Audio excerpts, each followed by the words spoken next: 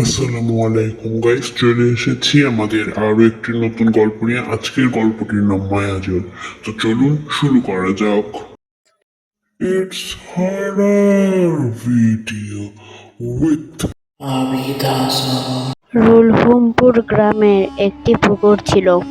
যেই পুকুরের পাশে কেউ রাত হয়ে গেলে বা সন্ধ্যার পর পর সেখানে যেত না, কারণ সেখানে অনেক বছর আগে এক পূর্ণিমার রাতে এক নববধূর রহস্যময় মৃত্যু হয়।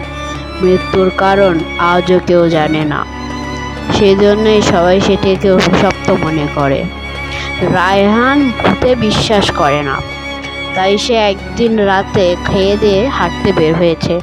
হাঁটতে হাঁটতে সে পুকুর পাড়ে চলে আসে। এসে দেখে আজ সেই পূর্ণিমার রাত।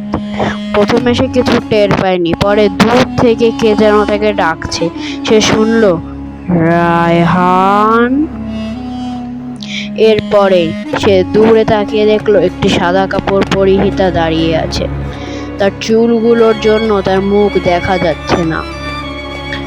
সে আস্তে আস্তে তার দিকে মাথা তুলে তাকাচ্ছে। রায়হান যখনই তার মুখের দিকে তাকালো, সে আতঙ্কে ফেটে পড়ল। তার মুখে যেন এক অদ্ভুত চেহারা, চোখ নেই, নাক নেই, মুখ দিয়ে টপ টপ করে রক্ত পড়ছে। সেই মহিলাটিকে দেখে রায়হান দৌড় দেওয়ার চেষ্টা করলো। তখনই শান্ত পুকুরের পানি হঠাৎ করে থপ থপ থপ শব্দ হচ্ছে। সে আতঙ্কে তখনও অবাক দৃষ্টিতে পুকুরের দিকে তাকালো। দেখলো একটি হাত উঠে আসছে। সে আরো ভয় পেয়ে দৌড়াতে চেষ্টা করলো, কিন্তু না, সে পারলো না। ওই হাত তাকে টেনে নিয়ে গেল।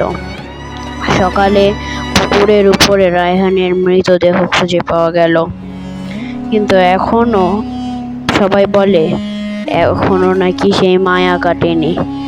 সবাই বলে এখনো মনে হয় সে শিকার খুঁজছে। কিন্তু কেন তারা রায়হানকে মেরেছে?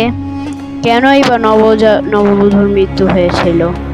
জানতে দ্বিতীয় পর্বের জন্য অপেক্ষা করুন এবং আমাদের চ্যানেলের সঙ্গে থাকুন। গল্পনগরের সাথে থাকুন। আজকে এখানেই বিদায় নিচ্ছি, ছোট গল্প। কিন্তু পরবর্তীতে পর্বে আমরা জানতে পারবো কেন সে নববধূর মৃত্যু হলো, কেন সে এখনো শিকার খুঁজছে।